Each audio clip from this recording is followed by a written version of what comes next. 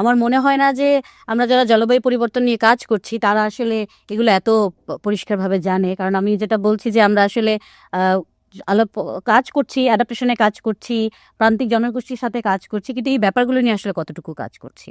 এবং বাংলাদেশের জলবায়ু বা পরিবর্তনের প্রভাব আসলে সবার উপর সমানভাবেও পড়ে না। আমরা জানি যে সবচেয়ে বেশি ক্ষতিগ্রস্ত হয় আমাদের সমাজে প্রান্তিক ও ঝুঁকিপূর্ণ জনগোষ্ঠীর মানুষেরা। এবং একটা আপনার যদি উদাহরণস্বরূপ বলি, নদী ভাঙন এবং বন্যার কারণে ২০০৮ এবং ২০২২ সালের সময়ে প্রায় ১,৭০,০০,০০০ মানুষ আভ্যন্তরীণভাবে বাস্তুচ্যুত হয়েছে, যার একটি বড় অংশই কিন্তু শিশু। তাহলে আমরা এই যে নরমাল সময়টাতে আমরা দেখি যারা প্রান্তিক জনগোষ্ঠী এবং যারা সবচেয়ে বেশি ভালনারেবল, তারা তো এমনিতেই আমাদের হচ্ছে গিয়ে তারা ক্ষতিগ্রস্ত এলাকার মধ্যে থাকে, ক্ষতি যে কোনো ডিজাস্টার কারণে ক্ষতিগ্রস্ত হচ্ছে। কিন্তু জলবায়ু পরিবর্তন আসলে এটাকে আরও বেশি ত্বরান্বিত করছে। তো স্যার, আপনি যদি আমাদেরকে একটু বলেন যে আসলে শিশুর কোন কোন জায়গাটাতে, আমরা অলরেডি এটা নিয়ে আলোচনা করেছি, আমরা আরেকটু গভীরভাবে জানতে চাই আপনার কাছে যে স্পেশালি কোন কোন জায়গাগুলোতে আসলে শিশুদের ক্ষেত্রে জলবায়ু পরিবর্তন তাদের এই গ্যাপগুলোকে আরও বাড়িয়ে তুলছে।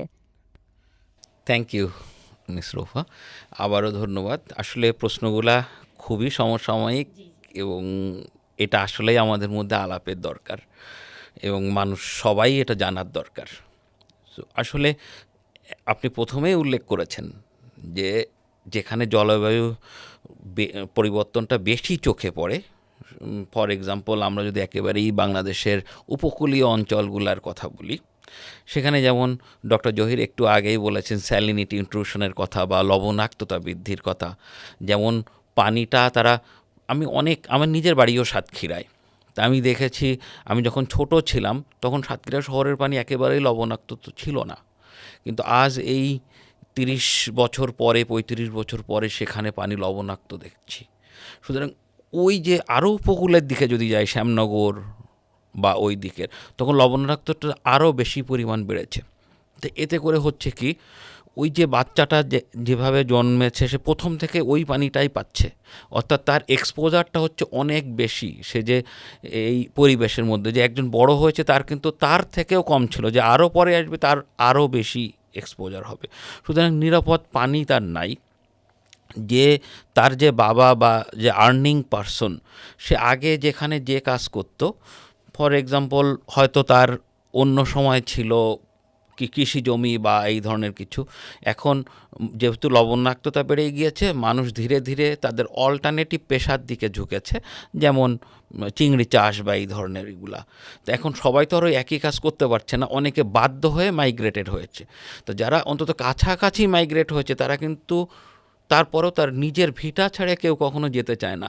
আর এই ভিটা ছেড়ে যখন একজন আরেকটা জায়গায় চলে যায়, সব থেকে বেশি যে এফেক্টেড হয় তারা হলো নারী এবং শিশু।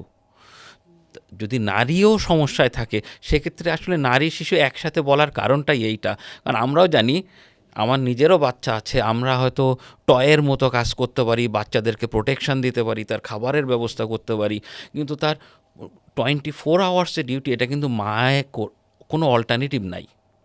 তো সেই ক্ষেত্রে এই বাচ্চাটা কোথায় ঘুমাবে, কোথায় কি করবে, কারণ মাকে কিন্তু যত কিছুই হোক তাকে সংসারের সব কিছু দেখে রাখতে হয়। তো সে যে দেখে ওই বাচ্চাটার দিকে সময় দিবে, এই সময়টা তার জন্য অনেক কম হয়ে যায়। আর যে এই বাচ্চাটার জন্য সব থেকে দরকার ওই মায়ের সময়টুকুই। এটা আমরা যেভাবেই বলি, আসলে ওই মায়ের সময়টুকু ছাড়া তার কোনো দিনও ফুলফিল হবে না, কেউ বুঝতে পারবে না, পৃথিবীর কেউ না। হয়তো তার পরের মানুষটাই তার বাবা, কিন্তু ওই বাবাকে তো তার খাদ্য সংস্থান, তার পরিবারের নিরাপত্তার জন্য চারিদিকে তার আর্নিংয়ের জন্য ঘুরে বেড়াতেই হবে, তা না হলে আলটিমেটলি লাস্টে end of the day hidden anger হবে। সো যেটা হচ্ছে যে একটা এটা, তারপরে হলো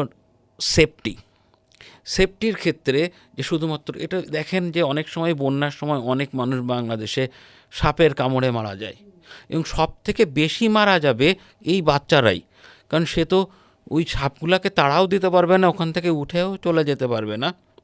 অনেক সময় বিভিন্ন জীব জন্তু এই সেই দ্বারাও এই বাচ্চারাই হয়। সুতরাং তার সোশ্যাল সিকিউরিটি একটু যদি বড় বাচ্চা হয়, সেই ক্ষেত্রে শুধু জীবজন্তু না, এটি না, ইভেন কিছু দুষ্ট মানুষ দ্বারাও তারা আক্রান্ত হতে পারে।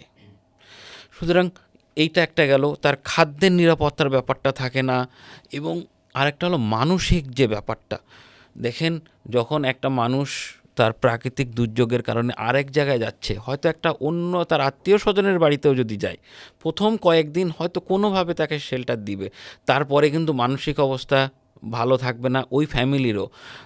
সবাই হয়তো, ওই বাচ্চারা কিন্তু এমন না যে তারা বোঝে না, তারা বুঝতে পারে, হয়তো তারা বলতে পারছে না, এবং তার বাবা মা বা তার অন্যদের সাথে যদি কেউ ভালো ব্যবহার না করে, ওই বাচ্চাটা সারা জীবন ট্রমাটাইজড হয়ে থাকবে, এবং সে সেটা স্বাভাবিকভাবে আর কারোর সাথে মিশতে পারবে না, কথা বলতে পারবে না, বা সে যত ভবিষ্যতে যত বড় কিছুই জায়গায় যাক, তার ওই ট্রমাটা সারা জীবনের জন্য থেকে যাবে। সুতরাং সে যদি ঠিকমতো না খেতে পারে, ঠিকমতো গড়ে উঠতে পারে, তার মানসিক শারীরিক কোনো বিকাশই হবে না।